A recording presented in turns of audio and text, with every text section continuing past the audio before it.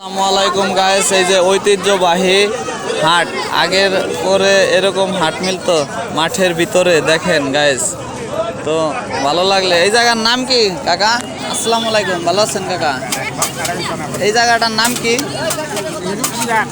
রুকসি হাট, টাঙ্গাইল জেলা। টাঙ্গাইল জেলা দেলদার থানা না? যাক আলহামদুলিল্লাহ, মাশাল্লাহ, ভালো হাট। এই যে মাঠের ভিতরে হাট মিলছে। এই হাটটা কি আগে অনেক বড় হইতো না কাকা? আর এখন ছোট, আগে নষ্ট হয়ে গেছে হাট। তো মাঠের ভিতরে হাট।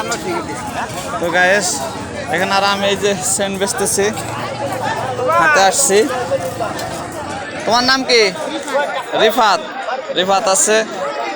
এই যে বট গাছটা ওই যে কত সুন্দর। তো কাকা এই যে পোলার চাল বেচতেছেন না কাকা? পোলার চাল, ডাইল, ছোলা